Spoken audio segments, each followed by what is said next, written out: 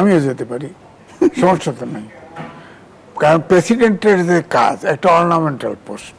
আমার চেহারা মোবারক ভালো, সাহস কম, সততার অভাব আছে আমার, আমি হতে পারবো না কেন? কিন্তু আমি তো মনে করি যাদের আমার এই বিএনপির পার্টির ভিতরে যাদের সিনিয়র আছে তাদের মধ্যে থেকেই বাঁচা উচিত। এটা পলিটিক্সের সাথে দলীয় স্বার্থে আমি মনে করি আমার বঙ্গবন্ধে থাকতে হবে, তাতে যাকে যা বললে খুশি হয়, যা বলা দরকার তাই বলবো, কি আসে যায়, এতে আর যাই হোক গ্রহণযোগ্যতা থাকে না। রাজনীতিতে দৃশ্যপটের পরিবর্তন হয়তো মুহূর্তেই ঘটে, কিন্তু তার রেশ থেকে যায় দীর্ঘ সময়। অবশেষে মেয়াদের আগেই বঙ্গভবন থেকে বিদায় নিলেন দেশের 22তম রাষ্ট্রপতি মোহাম্মদ শাহাবুদ্দিন। তার বিদায়ের সঙ্গে সঙ্গে শুরু হয়েছে নতুন বিতর্ক।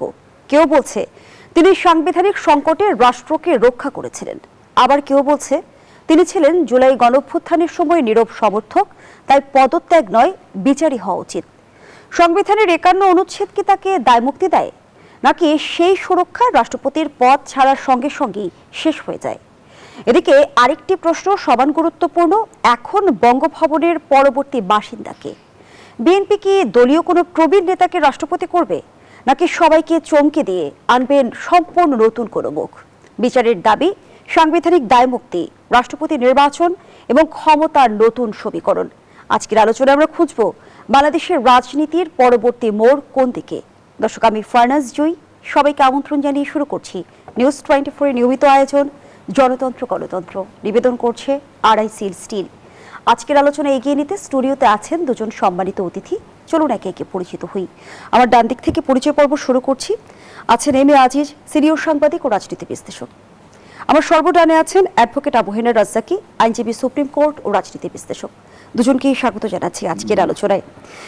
শুরুতে যে বিষয়টি বলছিলাম, জনাব এম এ আজিজ, আপনার স্পেকুলেশন দিয়ে যদি শুরু করি, বঙ্গভবনে কে যাচ্ছেন? আমিও যেতে পারি, সমস্যা তো নাই। কারণ প্রেসিডেন্টের যে কাজ একটা অর্নামেন্টাল পোস্ট। আমার চেহারা মোবারক ভালো, সাহস কম, সততার অভাব আছে আমার, আমি হতে পারবো না কেন? প্রফেসর ইয়াজউদ্দিন জয় রাষ্ট্রপতি হতে পারলে আমি হতে পারবো কেন? আমি প্রফেশনাল, আমি হতে পারবো না কেন? হতে পারে। কিন্তু ব্যাপারটা হলো যে এখন যে সরকারি দল আছে তাদের পছন্দের হতে হবে। এখন সেই পছন্দে আমাকে হয়তো আপ টু দ্য মার্ক মনে করবে না। আর আমিও ব্যক্তিগতভাবে মনে করি একটা দল, রাজনৈতিক দল ক্ষমতায় আছে, সেই দলের বাইরে কাউকে রাষ্ট্রপতি বানাক, এটাকে আমি চাই না। কারণ ওই দল থেকেই হওয়া উচিত। ধরেন একজন আমলা, আমি শুনলাম মন্ত্রী পরিষদ সচিব, তার নামে আলোচনায় আছে, কিছুদিন তো 1 নম্বর হয়ে ঘুরলো। এখন তাকে যদি আপনি এই সবার ঘাড়ের উপর, পলিটিশিয়ান গাড়ির উপরে বসায় দেন, তাহলে এই সিনিয়র বিএনপির যত নেতা আছে তারা নাখোশ হবে না? পার্টিটা কি ঠিক মতো চলবে? গভর্নমেন্ট কি ঠিক মতো চলবে? তিনি যদি এফিসিয়েন্ট হন, তার যদি সার্ভিস লাগেই, মন্ত্রী পরিষদ থেকে এনে বঙ্গভবনে দেন, প্রতিমন্ত্রী স্ট্যাটাস দিয়ে দেন, সমস্যা নাই, এখান থেকেও কাজ করতে পারবে, তার সার্ভিস নিতে তো সমস্যা নাই। আবার এও শুনতেছি, নাম বলবো না, বাইরের থেকেও কোনো নারী আসতে পারে। কিন্তু আমি তো মনে করি যাদের আমার এই বিএনপির পার্টির ভিতরে যাদের সিনিয়র আছে তাদের মধ্যে থেকেই বাঁচা উচিত। এটা পলিটিক্সের সাথে দলীয় স্বার্থে আমি মনে করি। কিন্তু সদ্য পদত্যাগী রাষ্ট্রপতি আমরা মোহাম্মদ শাহাবুদ্দিনের ক্ষেত্রে কিন্তু একই বিষয় দেখেছিলাম। আওয়ামী লীগ আমলেও কিন্তু সিনিয়র প্রবীণ নেতাদের রেখে কিন্তু একজন সাবেক বিচারক এবং আমলাকে নির্ধারণ করেছিল। এই জন্যই তিনি ফেসিবাদ হয়েছেন, কারণ তিনি যা রাত্রে দিন করতে পারতো, দিনকে রাত করতে পারতো, এই জন্যই তো হয়েছেন। তার রাজনৈতিক দলের ভিতরে ছিল না তোফাল আহমেদের মতো লোক ছিল, বর্ষিয়ান নেতা, তারা তো করতে পারতো, করে নাই। আমির হোসেন আমু ছিল, এরকম আমি যদি সিনিয়র নাম যা আসতেছে, এছাড়া আরও ছিল। এবারও যদি বাইরে থেকে কাউকে রাষ্ট্রপতি করা হয়, দলের ভেতরে অসন্তোষ জন্ম দেওয়ার সম্ভাবনা হবে কি? এটা প্রকাশ হবে না, কিন্তু অসন্তোষ থাকবে, অসন্তোষ থাকবে। কারণ সারা জীবন ধরেন ফখরুল ইসলাম আলমগীর এই যে ফেসিবাদের সময়ে কত রকম ভাবে নিগৃহীত হয়েছে, কিন্তু সে তো দলটা চালিয়ে রেখেছে।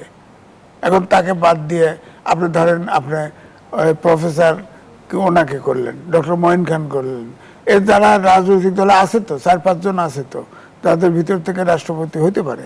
আর রাষ্ট্রপতি তো অর্নামেন্টাল পোস্ট, একমাত্র প্রধান বিচারপতি নিয়োগ তাও আবার প্রধানমন্ত্রী যেটা চাইবে সেটা করবে। তারপরে আপনার প্রধানমন্ত্রী নিয়োগ করতে পারবে। আর শাহাবুদ্দিন সাহেব সবচেয়ে ভালো কথা বলছে, সে বলছে মাজার জিয়ারত করা ছাড়া আর কোনো ক্ষমতা নেই। তো এটা তো অর্নামেন্টের পোস্ট, যে কাউকে বানায় দিলেই চলবে। সে পরামর্শ সরকারের বাইরে তো কিছু করার নাই। হ্যাঁ, রাষ্ট্রপতি যে হবে, এখনো তো যেটা বিএনপিরও আগে কথা ছিল যে ক্ষমতার প্রেসিডেন্ট প্রধানমন্ত্রীর ক্ষমতার ভারসাম্য আনার জন্য, এখন তো ভারসাম্য আসে নাই, তাই না? এখন যদি রাষ্ট্রপতি হয়, জাস্ট যা নির্দেশ করবে তাই, যা পরামর্শ দিবে, যা অনুরোধ করবে তাই স্বাক্ষর করবে। তার কাছে যা ক্যাবিনেট থেকে ইয়ে করে, আপনি দেখেন শাহাবুদ্দিন চুপ্পু সাহেব ইয়েতে আপনার জাতীয় সংসদে বক্তৃতা দিল, আপনি দেখেন সেখানে যা লিখে দিয়েছে তাই। সে আগে বলছে যে বঙ্গবন্ধু স্বাধীনতার ঘোষক, পরে বলছে শহীদ প্রেসিডেন্ট জিয়াউর রহমান স্বাধীনতার ঘোষক। অর্থাৎ সরকার যা বলবে তাই শুনতে হবে, তাই শুনবে। এই ধন্যবাদ জানাচ্ছি জনাব M A Aziz. Advocate Abu Haider Razzaki, BNP কি নিজ দলের প্রবীণ কোনো নেতাকে রাষ্ট্রপতির আসনে বসাবেন, নাকি সবাইকে চমকে দিয়ে নতুন মুখ আনবে? আপনার বিশ্লেষণ কি বলছে? দেখেন, আজিজ ভাই যা বলছে এরপর তো বলার নাই কিছু, সবই বইলে ফেলাইছে।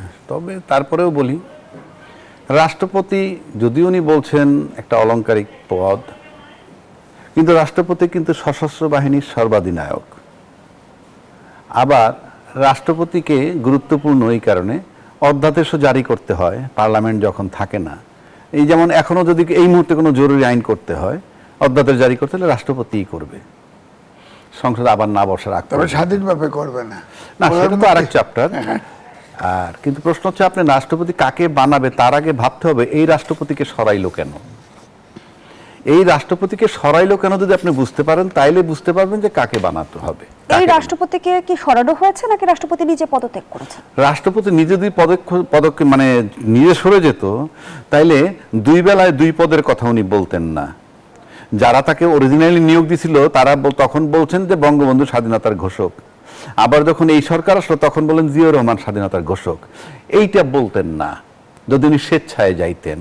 আমার বঙ্গবন্ধে থাকতে হবে, তাতে যাকে যা বললে খুশি হয়, যা বলা দরকার তাই বলবো, কি আসে যায়, এতে আর যাই হোক গ্রহণযোগ্যতা থাকে না। এখন প্রশ্ন হচ্ছে যে আপনি সকালে এক কথা বিকালে এক কথা বললে সাময়িকভাবে আপনাকে অ্যালাউ করতে পারি আমি, কিন্তু আপনার বিশ্বাসযোগ্যতা বা ক্রেডিবিলিটি বলতে যা বোঝায় সেটা থাকে না। এখন বলতে পারেন যে বিএনপি তাকে এই 5 মাস রাখছিল কেন? বিএনপি তাকে রাখছিল অনেকগুলো কারণে। এক নম্বর, আওয়ামী লীগ 16 বছর রাজত্ব করছে। এই 16 বছর রাজত্বের মধ্যে একটা বিরাট বলয় আওয়ামী লীগ তৈরি করছে, সেটা রাজনৈতিক মাঠে, সেটা আপনার আমলাতন্ত্রের মধ্যে, সেটা আপনার মিডিয়ার মধ্যে, সর্বত্র প্রশাসনিক ইয়ের ভিতরে 16 বছর লালন করা ইয়ে থেকে চট করে রাষ্ট্রপতিকে সরাইতে পারে নাই। এবং রাষ্ট্রপতিকে সরানোর জন্য বলছে, তখন বিএনপি বলছে সাংবিধানিক সংকট হবে। আসলে সেটা বলতে তারা বাধ্য হয়েছে পরিস্থিতিগত কারণে। কেননা রাজনীতির আন্দোলনে কেউ সরে না, আলটিমেটলি প্রশাসন যদি সাথে না নামে। অর্থাৎ শেখ হাসিনা যখন চলে গেছে তখন কিন্তু প্রশাসন স্টপ হয়ে গেছে, তাই ফায়ারিংটাকে স্টপ করতে হয়েছে। এই যে করতে হয়েছে ওটাই তার যাওয়ার জন্য কারণ। তো যেহেতু ওই সময় বলছে সাংবিধানিক সংকট হবে, এটা রাজনৈতিক নেতাদেরকে দিয়ে বলানো হয়েছে। কেননা আর্মির পক্ষে এটা বলা সম্ভব না, আমলারা এটা বলতে পারবে না, কারণ তারা প্রজাতন্ত্রের সার্ভিস দেয়, প্রজাতন্ত্রের সেবা দেয়, সে কারণে বলছে। তাহলে এখন তাকে সরাইলো কেন? কারণ আপনি তপ্ত লোহার উপরে বসছেন। যখন আজকে বিএনপি যখন দায়িত্ব নিছে তখন তপ্ত লোহার উপরে বসছে, এবং সেক্ষেত্রে ওই যে বলয়টা 16 বছরের পুরাতন বলয়, তার থেকে বেরোইতে অনেক সময় লাগছে। এখন সেই বলয় থেকে যখন সিদ্ধান্ত নিতে পারছে আজকের প্রধানমন্ত্রী, যখন 5 মাস হওয়ার পর উনি হয়তো ভাবছেন যে ওনার পায়ের তলার মাটি কিছু শক্ত হয়েছে, এবং যে বলয়ের কথা আমি বলতে সেই বলয়টা কিছু দুর্বল হয়ে আসছে, তখনই তাকে সরতে বলছে। এই কারণে সিক্রেসি অ্যান্ড প্রাইভেসি, কারণ যিনি সকালে এক কথা বিকালে এক কথা বলেন, যেটা আমি আগে বললাম, অন্তত তাকে তার উপরে ডিপেন্ড করা যায় না। এবং এই সরকার আমার কাছে মনে হয় নির্বাচনের সময় যে জায়গাটায় ছিল, বা নির্বাচনের ইমিডিয়েট আগে, সেটা নির্বাচনের পর সময়ের ব্যবধানে আমার কাছে মনে হয় যে কোনো একটা অনেক জায়গা থেকে সরে আসছে এই সরকার। সরে আসার কারণে ওই বলয়ের সাথে তার একটা প্রবলেম তৈরি হতে পারে, একটা গ্যাপ তৈরি হয়েছে। তা না হলে যাকে 5 মাস রাখলাম তাকে এখন সরানোর প্রয়োজন ছিল না। এই যে রাষ্ট্রপতি, যে বলয়ের রাষ্ট্রপতি, আওয়ামী শক্তির রাষ্ট্রপতি, সে কারণে তাকে সরাইতে হইতেছে এখন, যেটা এই সরকার মনে করতেছে, তাই তাকে বলা হয়েছে। এখন যদি আমাকে প্রশ্ন করেন তাহলে কাকে বানানো যায়, এখন বিএনপির ভিতরে বানানোর লোক আছে। আজিজ ভাই বলছে যে তুমি যোগ্য। ইয়েস, আমি তাকে অযোগ্য মনে করি না, কারণ আমরা ইতিমধ্যে দেখেছি এমন অনেক প্রতিভাবান লোক পছন্দ করেছেন বিএনপির টপ নেতারা, একদম সর্বোচ্চ নেতা যিনি, তাকে নিয়ে অনেকজনে অনেক কথা বলে। কিন্তু আমি বলি যে না, এটা হয়তো সঠিক না, কারণ মাননীয় প্রধানমন্ত্রী তার তৃতীয় নয়ন দিয়ে কার প্রতিভা কিভাবে দেখছেন আমরা সেটা জানি না। কাজে ওনার দলের ভিতরে বহু লোক আছে, এমন লোকরেও নিতে পারেন যারা আমরা নিন্দা করতে পারি, কিন্তু উনি তৃতীয় নয়ন দিয়ে হয়তো দেখবেন যে উনি প্রতিভাবান। আবার উল্টা দিকে আসেন, আর একটা কথা বলি, এটা আমার কনসার্ন। আমি একটা সচেতন লোক হিসাবে যেই বলয় থেকে উনি বেরিয়ে যাচ্ছেন এবং যে সমস্ত কারণে এই রাষ্ট্রপতিকে সরানো হইল, উনি ওনার দলের ভিতর থেকে এমন কাউকে যাতে না নেন যিনি একই বলয়ের হয়ে যান, কিংবা শাহাবুদ্দিন সাহেবের মানে রিপ্লেসমেন্ট যাতে হুবহু না হয়ে যায়। কেননা কোনো দলই, ওই দল থেকেই বলা হচ্ছে, তার উপদেষ্টারাও বলতেছে অনেক গুপ্ত জামাতও নাকি বিএনপির ভিতরে আছে, সুপ্ত অনেক লোক আছে, গুপ্ত অনেক লোক আছে, তার দলের লোকেরাই বলছে। তো যদি বলে, কিন্তু বিএনপিতে আওয়ামী লীগের বলয় কি আছে সেটা আমি কেমনে বলবো? গুপ্ত সূত্র যদি থেকে থাকে আপনি কেমনে বুঝবেন? সে কারণে আমার অনুরোধ থাকবে যাতে বিচক্ষণতার সাথে উনি মাননীয় প্রধানমন্ত্রী এমন একজনকে চুজ করবেন, সে যাতে যাকে সরাইলেন তার কপি না হয়ে যায় গুণগতভাবে। ধন্যবাদ জানাচ্ছি অ্যাডভোকেট আবু হেনা রাজাকে। যারা বেবি আজিজ, যেমনটি অ্যাডভোকেট আবু হেনা রাজাকে দাবি করছিল যে রাষ্ট্রপতিকে সরিয়ে দেওয়া হয়েছে, একটু জানতে চাই, যদি রাষ্ট্রপতি পদত্যাগ সমঝোতার ভিত্তিতে হয়ে থাকে, সেটি কি আসলে রাজনৈতিক সমঝোতা? সমস্যা নাই, সরকার আছে, অনেক দিন তাকে রাখছে, তখন রাখছে। আমরা এটা প্রকাশ্যে জানি যে বিএনপি এবং আর্মি যাতে আপনার রাষ্ট্রের শূন্যতা তৈরি না হয় তাকে রাখা হয়েছে, এবং তিনি যে সংবিধানের যে নিয়ম আছে, বিএনপি যে পারপাস দিয়ে রাষ্ট্রপতিকে তার পদে বহাল রেখেছিল, সেই পারপাস কি তিনি সার্ভ করেছেন? করেছে তো। সংসদে যা বলছে না, জিয়াউর রহমান স্বাধীনতার ঘোষক, 106 অনুচ্ছেদ উনি বলুক, 106 অনুচ্ছেদ অনুযায়ী রেফারেন্স নিয়েছে না, কোথায়? কিন্তু রাষ্ট্রপতি নিজে থেকে বক্তব্য দেওয়ার সুযোগ ছিল, সেটা লিখিত বক্তব্য। বুঝি নেই, আপনি সংসদের কথা বলছেন, সেখানে সংসদে তো ওটা সরকারের ক্যাবিনেট যেটা লিখে দিয়েছে ওটা উনি বলছে, এটাই তো বলবে, এটাই তো তার ক্ষমতা।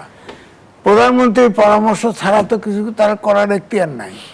যে আমি যেটা বলছি যে প্রধান বিচারপতি ওই বক্তব্যের মধ্য দিয়ে কি পারপাস সার্ভ হলো? তাকে অফিসিয়াল কাজটা করা, ধরেন ওই সময় ধরেন প্রধানমন্ত্রী ছিল, শেখ হাসিনা পালিয়ে গেছে, স্পিকার সেনানিবাসে আশ্রয় আছে, হ্যাঁ, রাষ্ট্রপতি যদি চলে যেত সরকারের কি থাকতো? তো এর আগে তো তিনি দাবি করেছেন যে তিনি পদত্যাগ পত্র পাননি। কে? রাষ্ট্রপতি।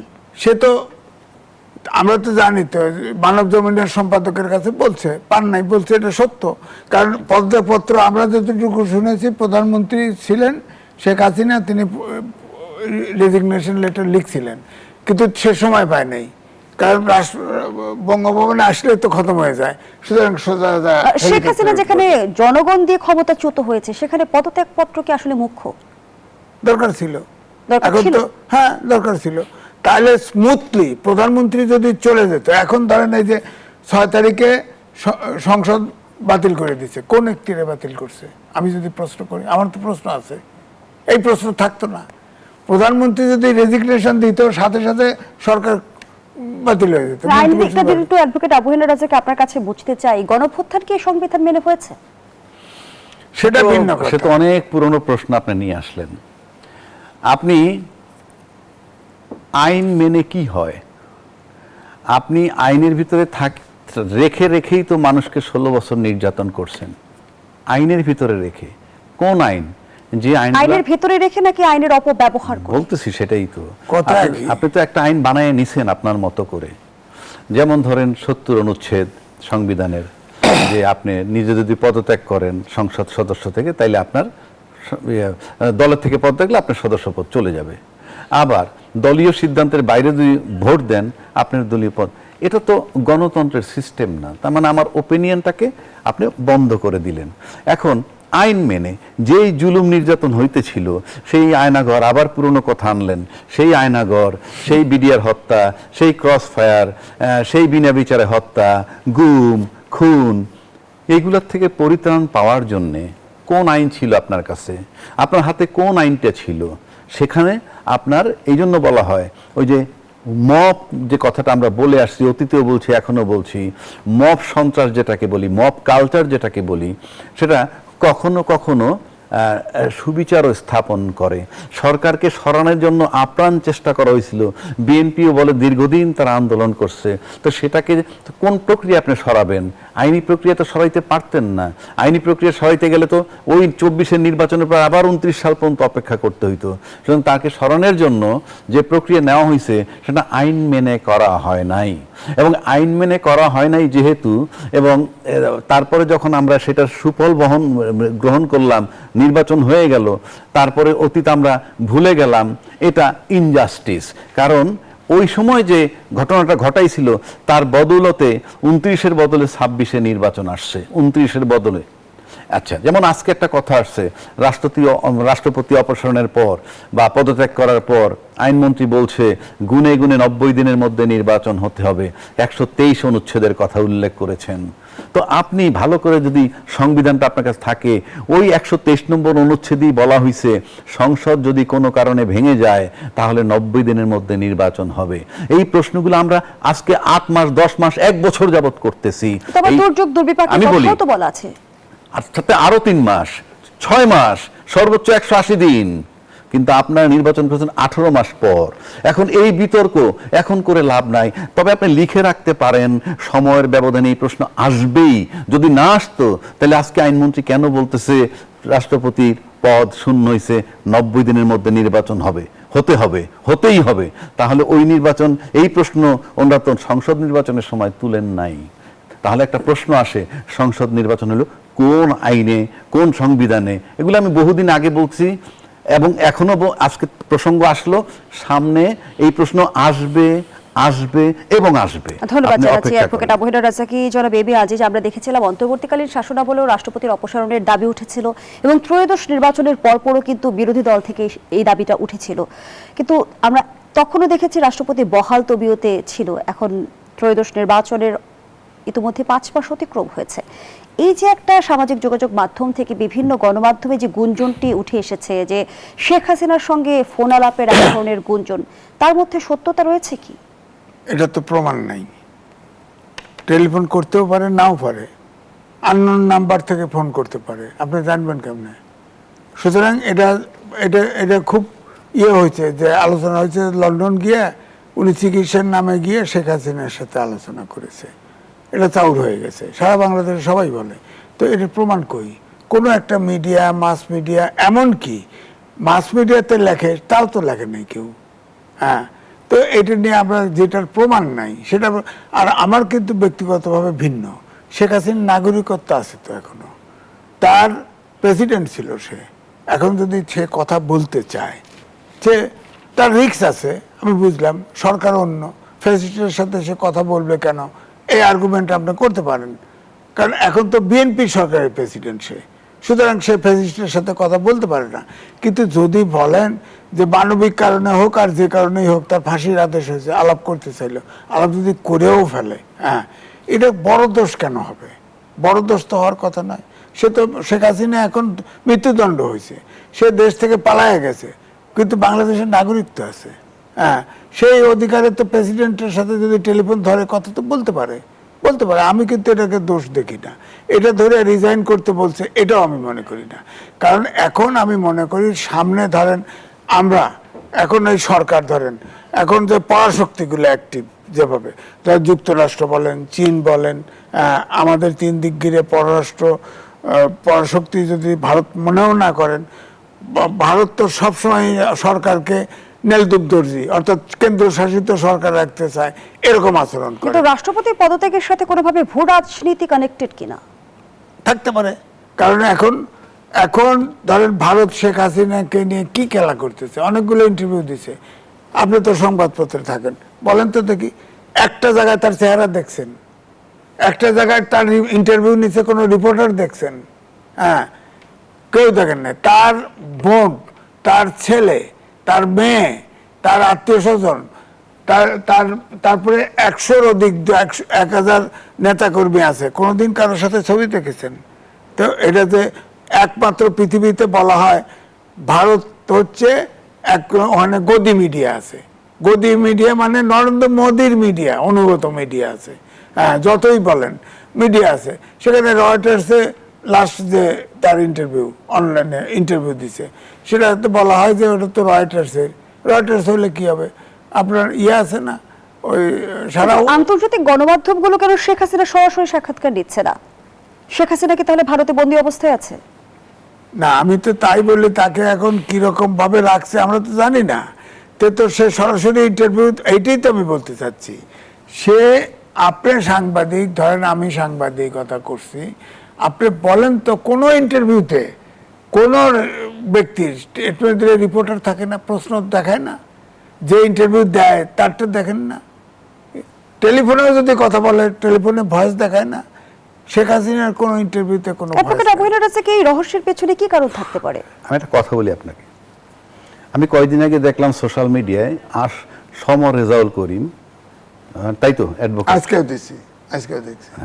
উনি বলছেন যে উনি কিছুদিন আগে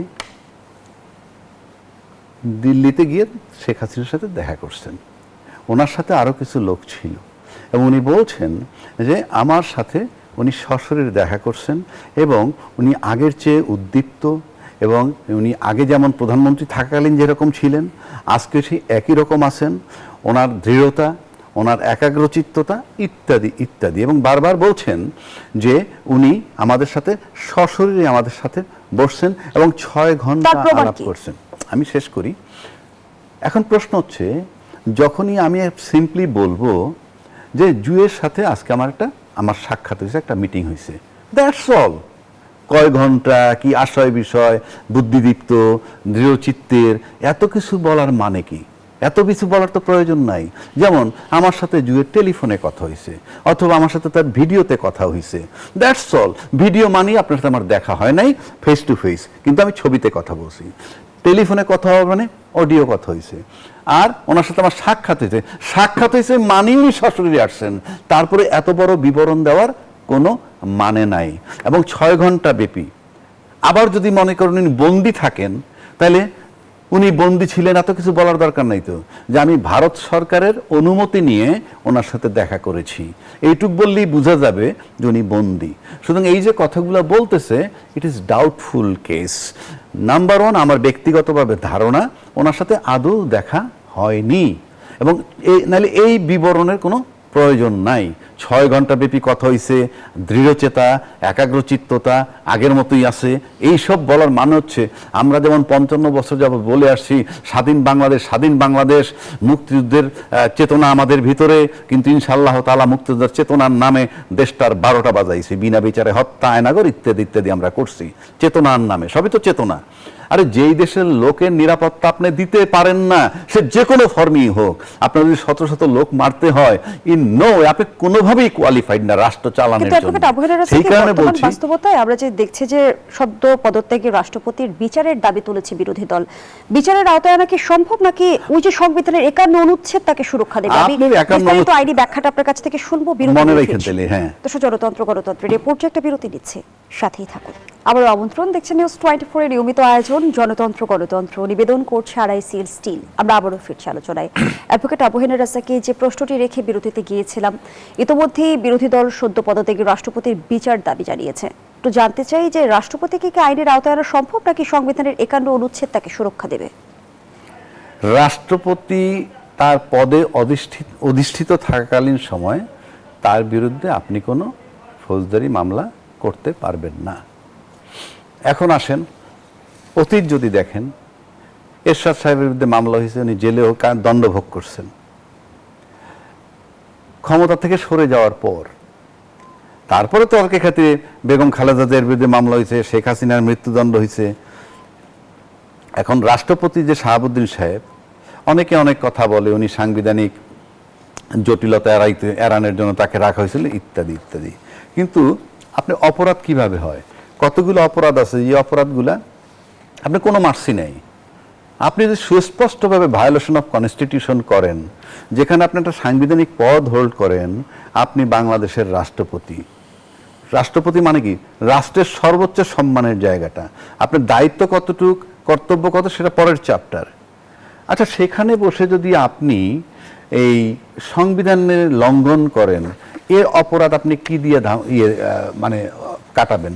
কোনো অপশন নাই, এটা কাটানোর কোনো সুযোগ নাই। যেমন ধরেন একটা এক্সাম্পল যদি আমি আপনাদের দিই, দুটো এক্সাম্পল এখানে দিব। এক নম্বর হইল, বঙ্গভবন থেকে নাকি ছবি নামাইছিল মাহফুজ আলমরা, আমরা সেটা ভিডিও ফুটেজ দেখছি নাকি আজিজ ভাই? আচ্ছা, তারপরে যখন নির্বাচন হয়ে গেল, সংবিধান এখন পর্যন্ত সংবিধানের সংশোধনের হয় নাই, কোথাও স্পর্শ, এখন পর্যন্ত সংবিধান স্পর্শই করে নাই। একটা কমিটি বানাবে, তাতে বিরোধী দলের লোক এখনো যোগ দেয় নাই। তারপরে অথচ 2/3 মেজরিটি কিন্তু বিএনপির নিজস্ব আছে নাকি আজিজ ভাই? সংবিধান যে কোনো সময় সংশোধন করে নিতে পারে। কেন বলছি কথাটা? সংবিধানের 4 ক অনুচ্ছেদ মোতাবেক জাতির জনক বঙ্গবন্ধুর ছবি সর্বত্র ঝুলানোর কথা। আমি তর্কের খাতিরে ধরে নিলাম যে কোথাও কেউ ঝুলায় নাই, সব জায়গায় বিএনপির লোকজন আছে, কিন্তু আপনি তো বঙ্গভবনে সেই আওয়ামী লীগ সময়ের রাষ্ট্রপতি, আপনি ওখানে মাহফুজ সাহেব গিয়ে নামাইছিল, তো আপনি তারপর ওটা ঝুলান নাই কেন? আপনাকে বাধাটা দিছে কে? That is pure violation of constitution by the president, number 1। Number 2, আপনি যে সংবিধানের রক্ষক, যে সংবিধানের সর্বোচ্চ গার্জিয়ান, আপনি দায়িত্ব পালন করছেন, সেই সংবিধানের ভিতরে বলা আছে যে বাংলাদেশের স্বাধীনতার ঘোষক শেখ মুজিবুর রহমান।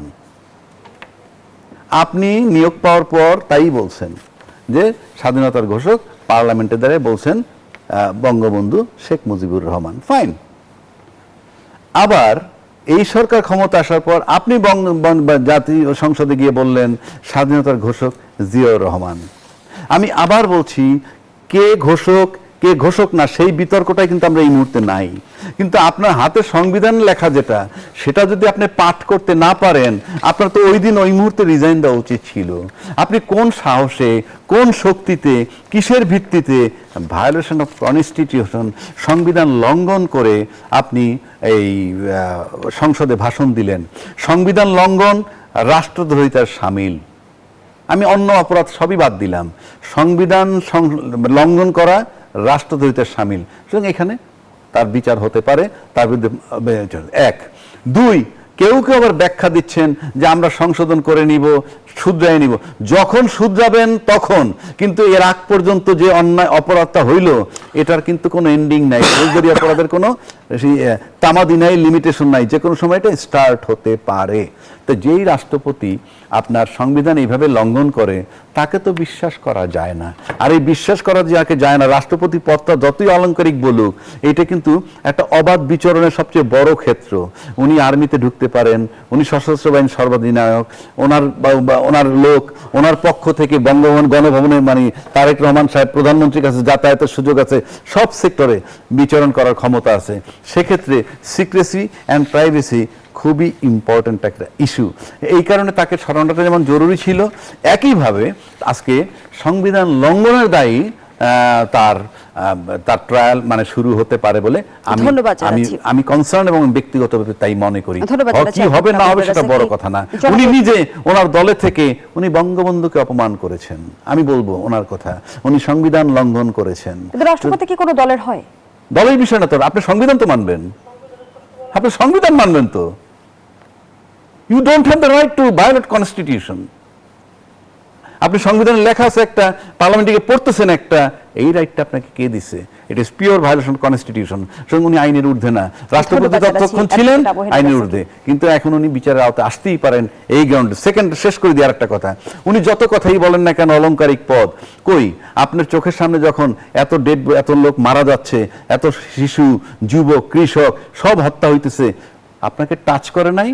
আপনি যখন জিয়া রহমান সাহেবের গিয়ে ঘোষক বলতেছেন, ফাইন, বলেন কি আপনি, এই তো আপনার ব্যক্তিত্ব। তা আপনি যদি খুব পার্সোনাল লোক, আপনি সেদিন রিজাইন দেন নাই কেন, যে না এই ডেড বডি আমি সহ্য করতে পারতেছি না, আমি রাষ্ট্রপতির কিছু করার নাই কিন্তু আমি পদত্যাগ করলাম? আপনি কি করেছেন? করেননি। সুতরাং মাপ পাওয়ার কোনো সুযোগ নেই। ধন্যবাদ জানাচ্ছি অ্যাডভোকেট আবু হেনা রাজাকি। জনাব এ বি আজিজ, পদত্যাগের পর একটি গণমাধ্যমের সঙ্গে কথোপকথনে বিচারের দাবি তোলার প্রসঙ্গে শাহাবুদ্দিন বলেন, ধুর এগুলো বাদ দেন, এগুলো পাত্তা দেই না। অন্তর্বর্তী সরকারের উপদেষ্টারা তার কাছে শপথ নিয়েছিলেন মন্তব্য করে তিনি বলেন, আর কিসের বিচার করবে, কিসের? সংবিধানের 51 অনুচ্ছেদ পড়ে দেখুক। কিন্তু অ্যাডভোকেট আবু হেনা রাজাকি ইতিমধ্যেই ব্যাখ্যা করেছেন যে 51 অনুচ্ছেদ তাকে সুরক্ষা দেবে না। সেই জায়গা থেকে আমরা দেখলাম যে পদত্যাগের পর স্বরাষ্ট্রমন্ত্রী রাষ্ট্রপতি ইস্যুতে যেমনটি ইতিবাচক বক্তব্য দিলেন, সেটি কি আসলে সেফ এক্সিটের কোনো বার্তা দেয় কিনা? 51 অনুচ্ছেদ তিনি রাষ্ট্রপতি থাকলে দায় মুক্তি পাবেন, কিন্তু এর আগে পরে তো তিনি যদি কোনো ফৌজদারি অপরাধ করে থাকে তার তো বিচার হবে। যেমন ধরেন হোসেন মোহাম্মদ এরশাদ, তিনি তো জেলে ছিলেন না, বেগম খালেদা জিয়াকে জেলে দিচ্ছেন না, তাকে তো মেরেই ফেললো। তো সুতরাং এটা 51 কিন্তু রাষ্ট্রপতির থেকে নেমে যাওয়ার পরে আর দায় মুক্তি পাবে না। তার অপরাধ, অতীত অপরাধ থাকলে যদি তার ভিতরে রসদ থাকে, তিনি মামলা তার বিরুদ্ধে করা যাবে। যেমনটি বলা হচ্ছে তিনি সাংবিধানিক ধারাবাহিকতা রক্ষা করেছেন, 3 সরকারের শপথ পাঠ করিয়েছেন। সেটা অন্য ইস্যু, আইন এটা কভার করুন না। আমি তো বলতেছি 106 অনুচ্ছেদ কোত্থেকে নিল? চিফ জাস্টিস অ্যাপিলেট ডিভিশনের আগে তো মব সন্ত্রাস করে ভাগাই দিছে। হ্যাঁ, তার প্রধানমন্ত্রী নাই, স্পিকার নাই, উনিও যদি না থাকেন তাহলে তো দেশই থাকে না, কেউ নিয়ন্ত্রণ থাকে না। তাহলে আপনার তাকে, যাতে দেশটা অচল না হয়ে যায়, আরো অতল গহ্বরে না পড়ে, সে ওখানে থেকেছে এবং তাকে ব্যবহার করেছে। সে ব্যবহৃত হয়েছে। কারণ প্রত্যেকটা কাজ কিন্তু আমি বলবো যে সব সংবিধানের বাইরে গিয়ে তো যে রাষ্ট্রপতিকে বিএনপি 5 মাস শপথে বহাল রেখেছে, সেই রাষ্ট্রপতির বিরুদ্ধে বিএনপি কোনো পদক্ষেপ নেবে কি? নেবে না, তাকে তো থাকতে বলছে। কারণ বিএনপি এবং আর্মি তারা তো তাকে ওখানে আটকাইছে এবং সে নিজে আমাকে বলছে, আমার সাথে তার দেখা হয়েছে, সে বলছে, আমি বলছি যে আপনি কি আর আওয়ামী লীগ ক্ষমতায় ছিল, আপনি প্রেসিডেন্ট, এখন কেন? তাহলে শাহাবুদ্দিন চুপ্পু বিচারের আওতায় কিভাবে আসবে? বিরোধী দল ওটা তো অন্য ইস্যু। বিচারের আওতায় আসবে সে ক্রাইম করে থাকলে। এই জন্য ট্রাইব্যুনালের চিফ প্রসিকিউটর বলছে যে হ্যাঁ, তার মামলা হলে সেটা যাচাই বাছাই করে দেখা হবে, যদি মামলা উপযোগী হয় তো মামলা হবে। আমি একটা কমপ্লিমেন্ট দিই ওনাকে, আপনি যে কথাটা বলছেন, পরিষ্কার বলা আছে বাংলাদেশ সংবিধানের 51 অনুচ্ছেদে রাষ্ট্রপতির দায় মুক্তির বিধান রয়েছে। কিভাবে? এই অনুচ্ছেদ অনুযায়ী রাষ্ট্রপতি তার কার্যভার পালনকালে কোনো কাজের জন্য কার্যভার পালন করার সময়, অর্থাৎ রাষ্ট্রপতি হিসেবে যতক্ষণ দায়িত্ব পালন করবেন, সেই কার্য যদি ফৌজদারি অপরাধ হয়ে থাকে, ওই মুহূর্তে তার বিরুদ্ধে কিছু করা যাবে না। এইটা বলা হয়েছে ওইখানে।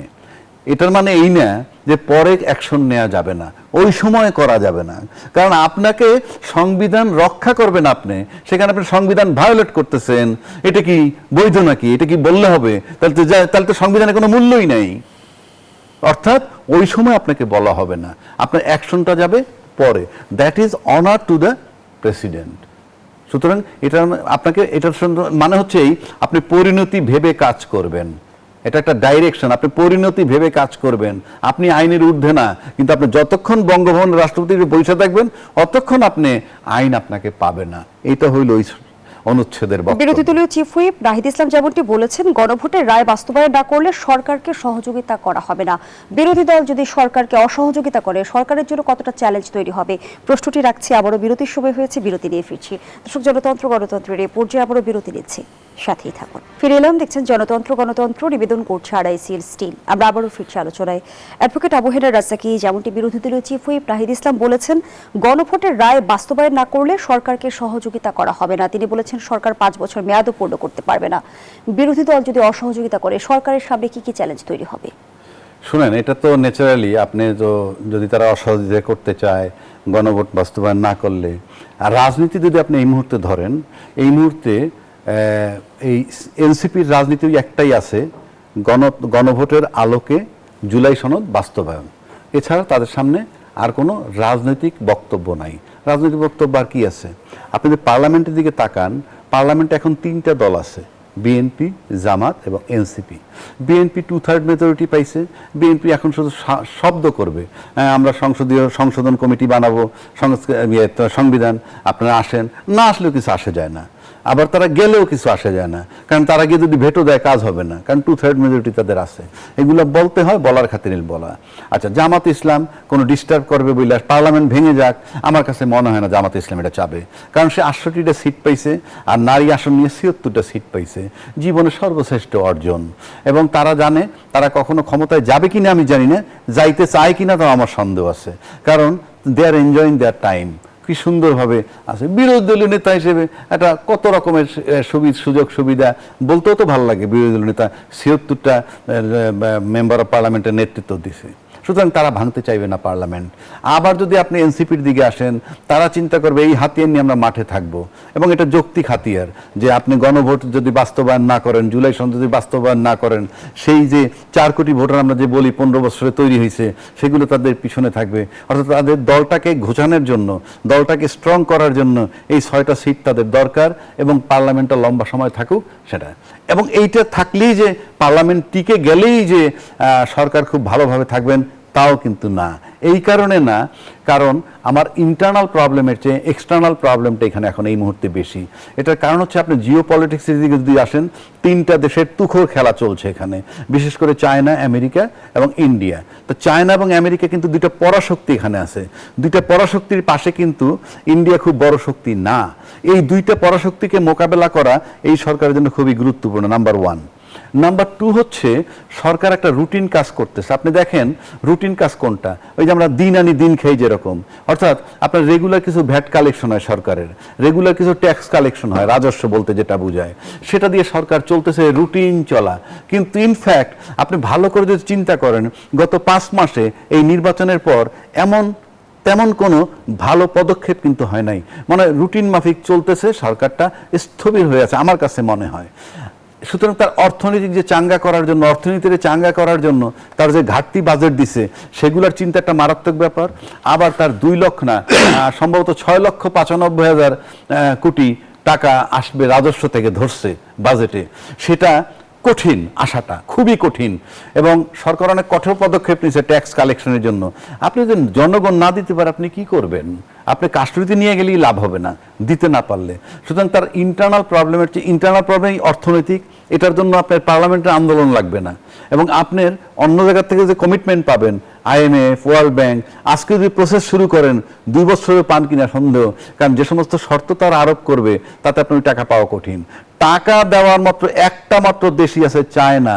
যদি সকালে সিদ্ধান্ত নেয় যে কালকে আপনি এই প্রজেক্ট দেন, আমি কাজ করব, আজকে সকালে সিদ্ধান্ত, কালকে সকালে ফান্ড মালামাল সব এসে যাবে। ইট ইজ অনলি চায়না, এছাড়া আর কোনো দেশ নাই। সুতরাং অর্থনীতির দিক যদি তাকান, ওইটা চাঙ্গা করার জন্য তার ওই দিকে একটু ঝুঁকতে হবে।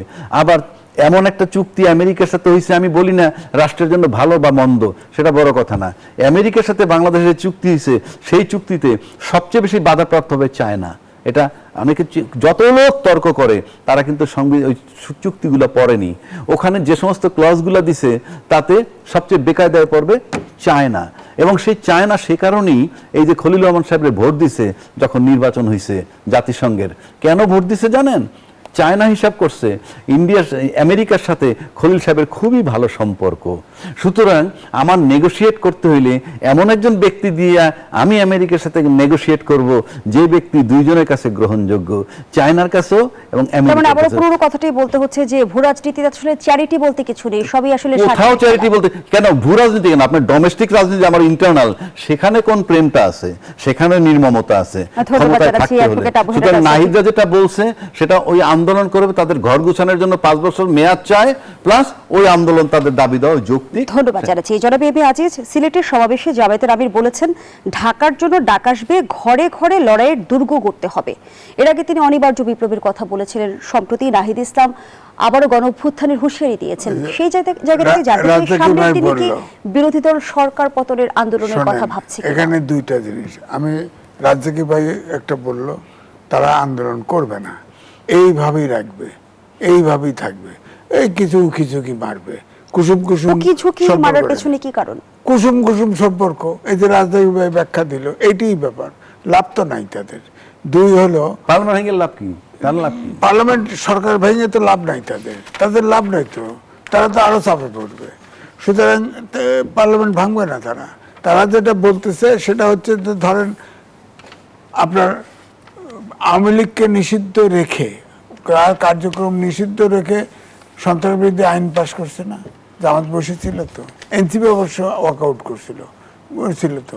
এখন যদি সে এই যে আপনি করেন না যে সব জায়গায় ঘেরাও করবে, এই করবে সেই করবে, ব্যান করে দেবে জামাতকে, তখন কি করবে?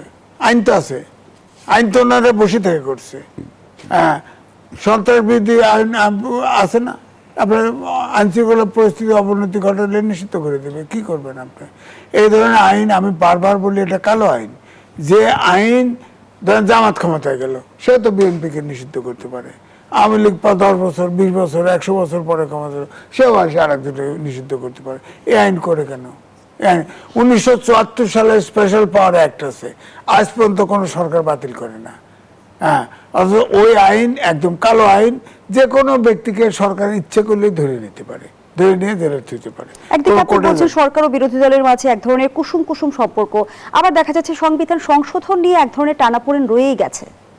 হ্যাঁ, সংবিধান তো ধরেন হাইকোর্টে রায় দিয়েছিল, তখন বলল যে হাইকোর্টের রায় আপিল করলো কে? আপিল করছে, সুপ্রিম কোর্ট তো রায় দিছে, তাহলে বলেন না যে সুপ্রিম কোর্ট মানি না। সুপ্রিম কোর্টের রায় অনুসরণ করে আপনার সংবিধান সংশোধন করেন, যা করার করেন। ওখানে তো বলছে জুলাই চার্টার বলছে, এটা সংসদের উপর ছেড়ে দিছে।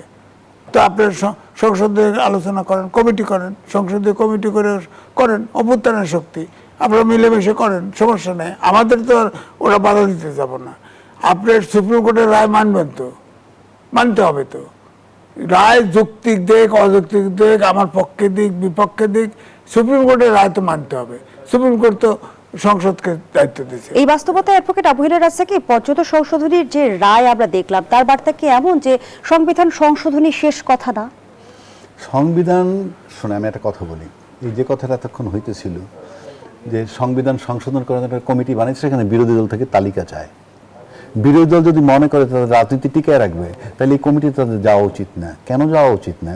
ওনারা গেলেই কি আর না গেলে কি, 2/3 মেজরিটি তাদের আছে, যেভাবে সংশোধন করতে চায় সেভাবেই করতে যাবে। বরং তারা আসলে কি হবে, সরকারের বলতে পারবে যে ওরাও ছিল আমাদের সাথে। আর যদি এরা আসে তাহলে ওদের রাজনীতি শেষ হয়ে যাবে, কারণ ওখানে গণভোটের আলোকে জুলাই সনদ বাস্তবায়ন হবে না, ওই সংশোধনের সংস্কার হবে না, একটা সংশোধন হবে। যে সংশোধনগুলো হবে কি, যে দল ক্ষমতায় থাকে তার দিকটা সে দেখবে যে সেই ক্ষমতা পাকাপোক্ত করার জন্য কি করা যায়। সুতরাং এটার ভিতরে তারা আসলেই কি আর না আসলে কি 2/3 মেজরিটি, যদি এমন হইতো যে 10টা সিট 10টা ভোট লাগে পাস করানোর জন্য, তাহলে একটা গুরুত্ব থাকতো। ধন্যবাদ জানাচ্ছি আজিজ। আমরা আমাদের আয়োজনের একেবারেই শেষ পর্যায়ে, দর্শক এখানেই শেষ করছি জনতন্ত্র গণতন্ত্রের আজকের আয়োজন। ধন্যবাদ এতক্ষণ আমাদের সাথে থাকার জন্য।